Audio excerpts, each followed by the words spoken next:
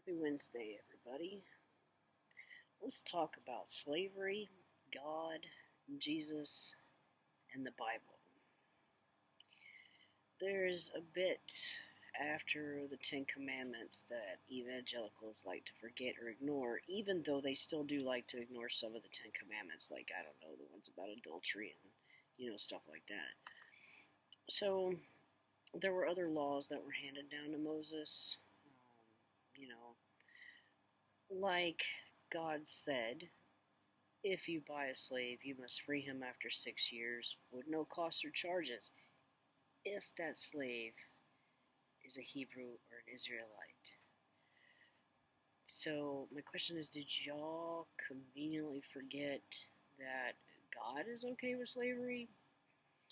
I mean, if the slave is a Hebrew and the master gives that slave a wife, and that wife has children, when that man is allowed to go free at the end of 6 years, he doesn't get to take his wife and children with him. They still belong to the master. So essentially, that man, that slave, has to decide between his freedom and his family, according to God's law. God wasn't only in favor of slavery, he was also a racist on top of it. So, foreign slaves got an even more raw deal, which means everybody that's not Hebrew or an Israelite. So, that means all the white ass motherfuckers in this country, along with the Hispanics and the Asians and the African Americans and the Italians, and just go on and on. That means everybody else, except for the Israelites and non-Jews, right? So they were allowed to own and pass foreign slaves from moms weren't allowed to own shit, from father to child after they died, so that they would belong to the children. Foreign slaves were to be slaves forever. And, anything goes with a foreign slave.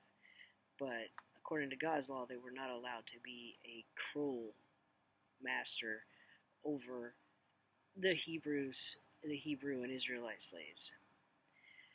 So, let's also not forget about some of the other language that God used in your book about slaves. There's one phrase: as long as you don't kill your slave, you can beat him with no punishment.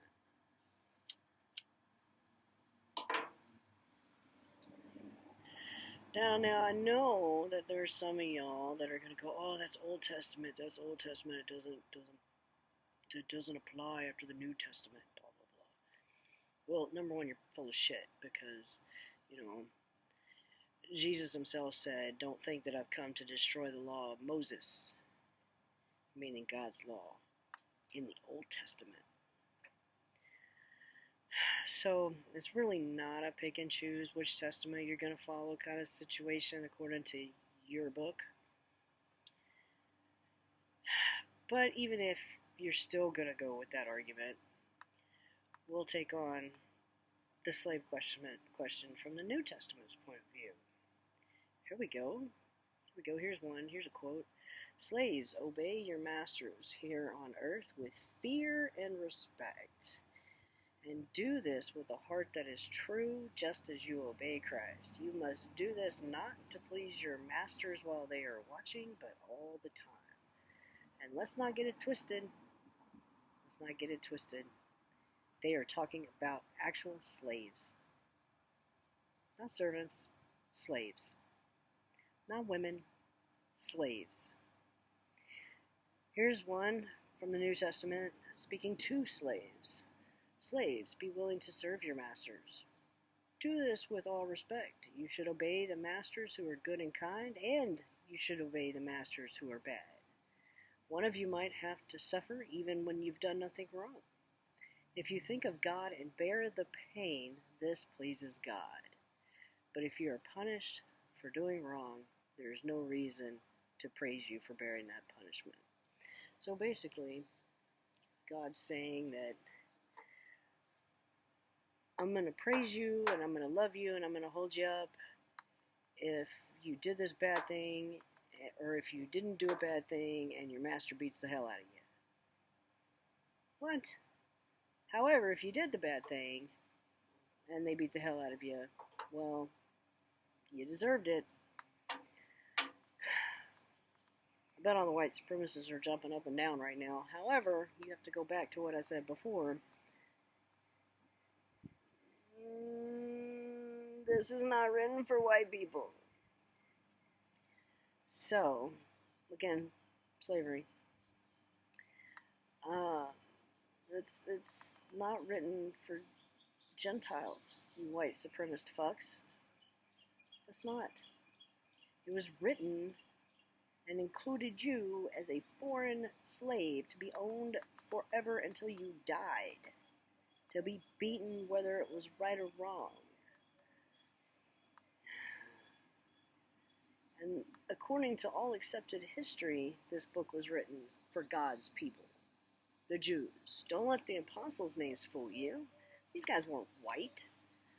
So when we're talking about foreign slaves, we're talking about Romans, Ethiopians, Libyans, other white, non-white cultures, including my white ass and your white ass.